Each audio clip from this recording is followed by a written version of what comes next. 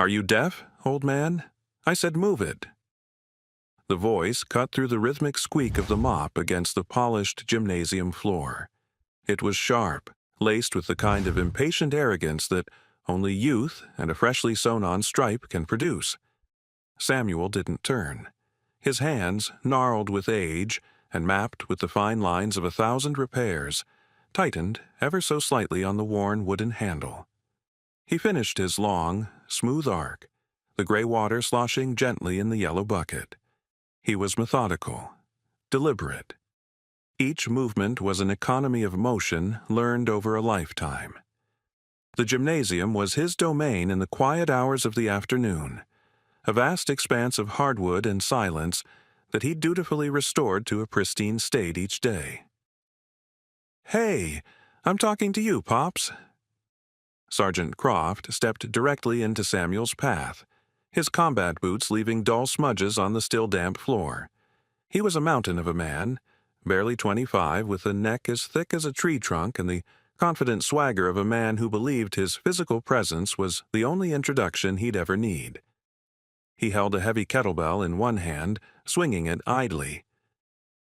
"This is a training facility, not a nursing home. We have a PT session in 10 minutes.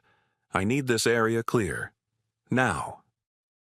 Samuel slowly straightened his back, a process that involved a series of quiet clicks and groans from his spine. He looked at the young ranger. His eyes, a pale, washed-out blue, were startlingly clear. They held no anger, no fear, just a deep, placid stillness, like the surface of a frozen lake.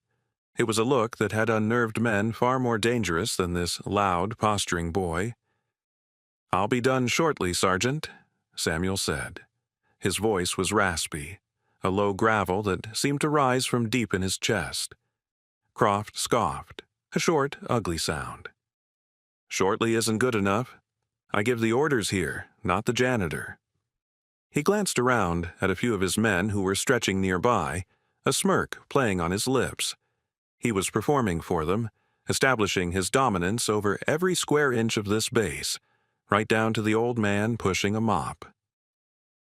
"You know, my grandpa sits in a chair all day, too. Maybe you should join him." A few of the younger rangers chuckled nervously. They were new to the unit, eager to curry favor with their squad leader. Others looked away, a flicker of discomfort in their eyes. They respected the uniform, but something about this felt wrong. Samuel simply dipped his mop back into the bucket, wrung it out with a practiced twist, and prepared to make another pass. He wasn't ignoring the sergeant. He was simply continuing his work. To him, the task at hand was the only thing that mattered. It was a discipline etched into his very soul. This quiet defiance was more infuriating to Croft than any argument would have been. It was as if he didn't even register on the old man's radar. He saw it as a profound sign of disrespect. "Did you not hear me?" Croft's voice rose, echoing in the cavernous gym. He took a step forward and deliberately kicked the yellow bucket. Gray water surged across the gleaming floor, a tidal wave of filth undoing 10 minutes of Samuel's work. The metal bucket clattered and spun, coming to a rest by a set of dumbbells. The gym fell silent. The nervous chuckles died. Now, every eye was on the two men in the center of the floor, the old janitor in his faded gray coveralls, and the powerful young sergeant in his crisp army fatigues. Samuel looked at the spreading puddle. He didn't look at Croft. He simply stared at the mess, his expression unreadable. For a long moment, the only sound was the distant hum of the ventilation system. Then he slowly bent down, his joints protesting, and picked up the empty bucket. He retrieved his mop and began the laborious process of soaking up the spilled water, his movements just as deliberate, just as unhurried as before. This was too much for Croft. The old man's placid resilience was a silent judgment, a mirror reflecting his own childish tantrum, and he couldn't stand it. He strode forward, his boots splashing in the puddle, and grabbed Samuel's shoulder.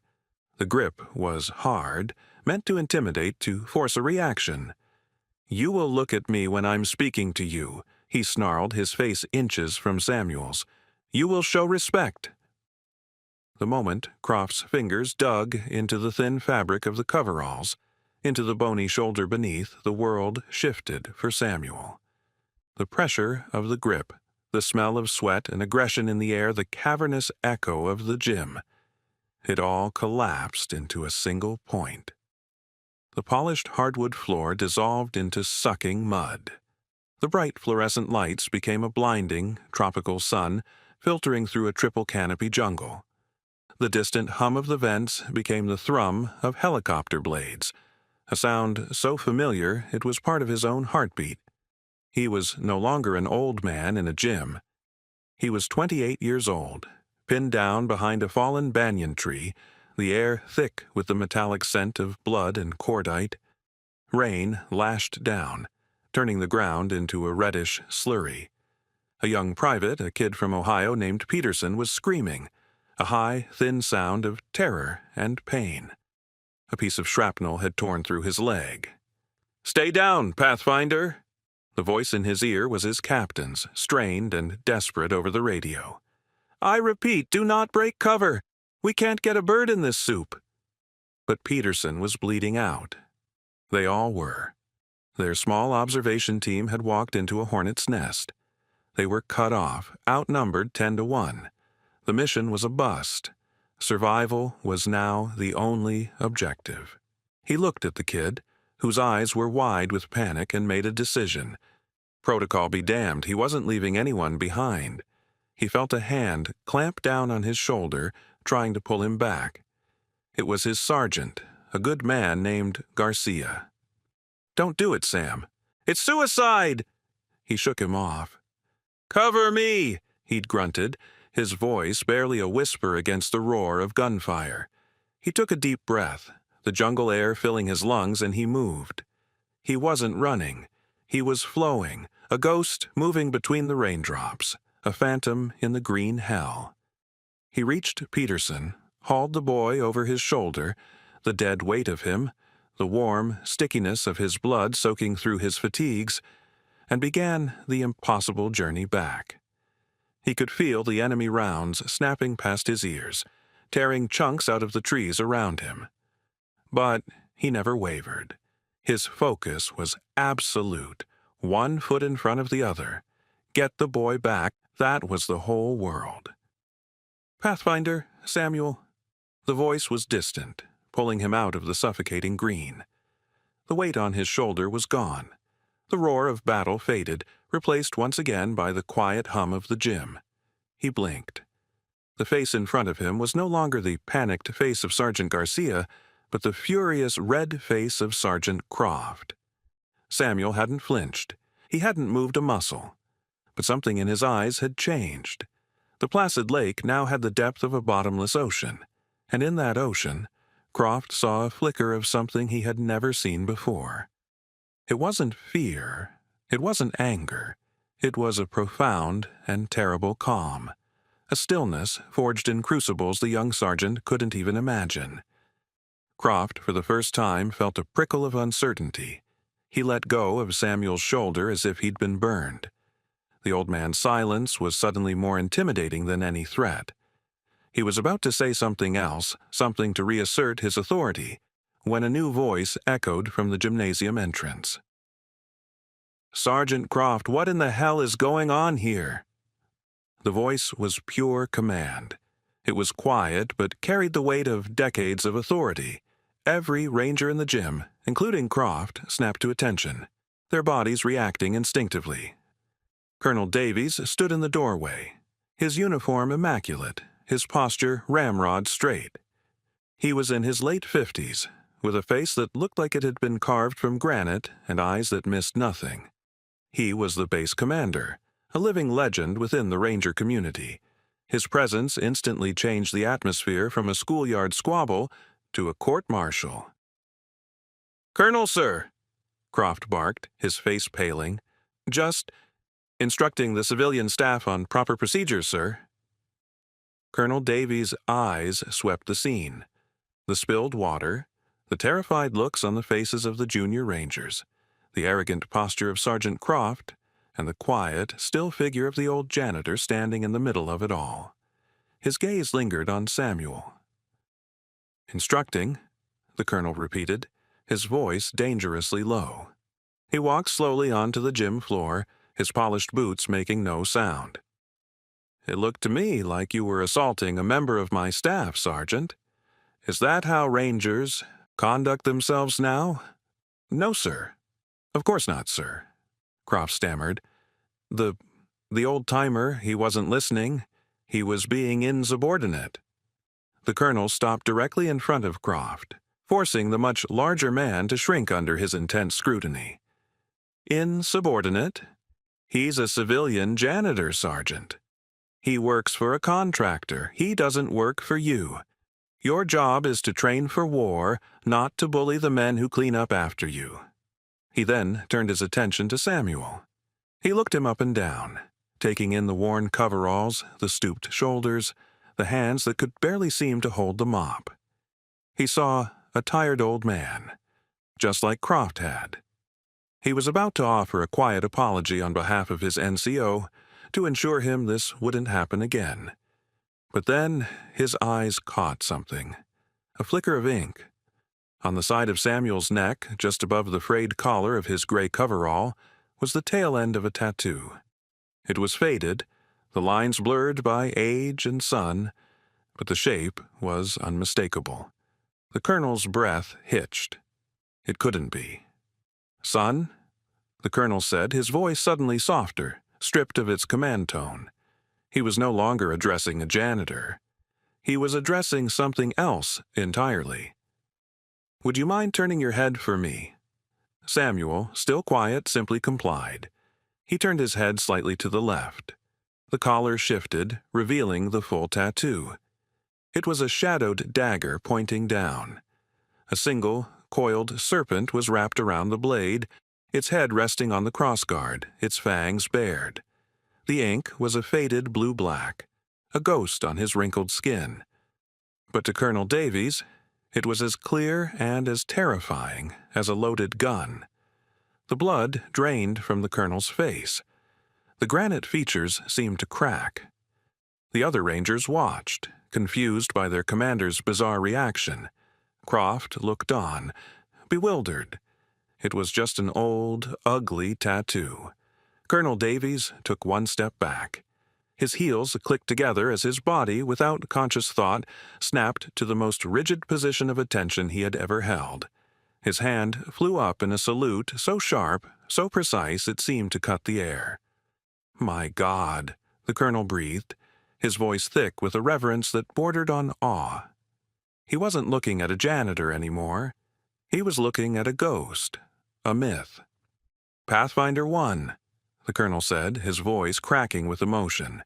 "Sir, I thought you were dead." The gym was utterly, profoundly silent. You could have heard a pin drop on the far side of the base. Sergeant Croft's jaw hung open. The name meant nothing to him, but the colonel's reaction told him everything. He had just committed a sin for which there was no penance. Samuel slowly turned his head back, his clear blue eyes meeting the colonel's. A faint, sad smile touched his lips. "It's just Samuel now, Colonel. It's been that way for a long time." The colonel held his salute, his arm trembling slightly.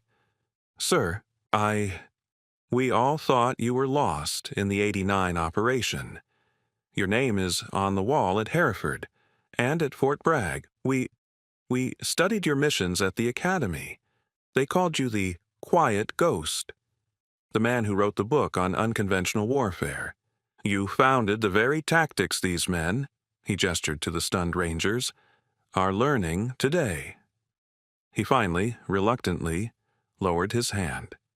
He turned to face the assembled Rangers, his eyes blazing with a fire they had never seen before. "Do you know who this is?" he roared, his voice thundering through the gymnasium. "You stand here in your pristine uniforms, thinking you're the tip of the spear. You have no idea what a spear even is." He pointed a shaking finger at Samuel. "This man is Commander Samuel Vance. He was the first operator of a unit that doesn't exist. a unit that this country will never, ever acknowledge. They were called the Shadow Sentinels. They went to places no one else would go, did things no one else could do. He led the mission that rescued the ambassador's family from that compound in '78. He's the one who walked 300 miles through enemy territory to deliver intel that prevented a war in '82. He did it alone. The mission reports are so classified, most of them were burned. They exist only as legends, whispers in the intelligence community. The colonel stepped closer to Samuel, his voice dropping to a near whisper, though every man in the room heard it as if he were shouting in their ear. The tattoo on his neck, that's their mark. The serpent and the dagger. There were only ever 12 of them. He is the last one. We thought the last one died 30 years ago. He turned his furious gaze back to Croft, whose face was now the color of ash. And you, Sergeant, you had him cleaning up your spilled water. You put your hands on him. The colonel's voice was laced with a contempt so pure it was terrifying. You are not fit to breathe the same air as this man, let alone wear the same uniform. Croft looked as though he'd been physically struck. He stumbled forward, his arrogance completely shattered, replaced by a profound and sickening shame. He looked at Samuel, at the quiet old man he had mocked and bullied. He wasn't seeing a janitor anymore. He was seeing the living embodiment of every ideal he had ever aspired to. He was seeing a hero. "Sir," Croft croaked, his voice barely audible. Tears welled in his eyes. "Sir, I didn't know. I am so sorry. There is no excuse for my actions. He couldn't finish. The weight of his disrespect was crushing him. Samuel looked at the young, broken man. He saw the genuine remorse in his eyes. He saw the shame. And he saw the boy beneath the soldier's uniform. He reached out with one of his gnarled hands and placed it gently on Croft's shoulder, the very same one the sergeant had grabbed with such violence just moments before. The touch was light, but it carried the weight of a lifetime of experience. "Everyone makes mistakes, son," Samuel said, his voice soft. "Strength isn't about never falling. It's about how you get back up. Respect isn't something you command with your voice. It's something you earn with your actions. You wear that tab on your shoulder," he said, tapping the ranger tab on the Croft's uniform. "That means you're part of a brotherhood. It means you hold yourself to a higher standard, not just on the battlefield, but right here, every day." He squeezed the young man's shoulder gently. "The most important lesson I ever learned out there," he said, his gaze becoming distant for a moment as if looking back through time, "is that the man mopping the floor or the man cooking the food or the man driving the truck, they're all part of the same fight. You're no better than any of them. You're just playing a different part. You forget that. You've already lost the war." Croft finally broke, a single tear tracing a path through the grime on his cheek. He nodded, unable to speak. Colonel Davies watched the exchange, his own eyes misty. He cleared his throat. "Sergeant Croft, you will report to my office at 0600 tomorrow. We are going to have a very long discussion about the meaning of leadership and respect. You are on latrine duty for the next month, and you will personally ensure that Mr. Vance's work area is spotless before he even arrives each day. Is that understood?" "Yes, Colonel. Loud and clear, sir," Croft said, his voice filled with a conviction it had lacked before. The colonel turned back to Samuel. "Sir, Samuel, it's an honor, a profound honor. Is there anything at all we can do for you?" Samuel offered another small, weary smile. He picked up his mop. "I just want to finish my floor, Colonel. It's what I do." And in that simple statement, the Rangers in the room finally understood. They were witnessing a greatness that had nothing to do with medals or ranks or stories. It was a greatness of duty, of humility, of quiet service. He wasn't a janitor because he had failed at something else. He was a janitor because, for him, the work itself was its own reward. After a lifetime in the shadows, saving the world in secret, all he wanted was the peace of a simple, honest task done well. He was a hero hiding in plain sight, a legend content to be forgotten. The story of the janitor in the Ranger Gymnasium spread like wildfire across the base, and then beyond. It became a lesson, a piece of modern military folklore. Young soldiers would look at the support staff, the cooks, the mechanics, the clerks, with a new sense of respect, wondering what hidden stories, what unseen valor lay beneath their ordinary exteriors. They learned that a hero doesn't always wear a uniform, and that true strength is often quietest when it has nothing left to prove. If you were moved by Samuel's story, please show your support by liking this video and subscribing to our channel. Share this with someone who needs to be reminded that you should never judge a book by its cover, because you never know when you might be standing in the presence of a giant.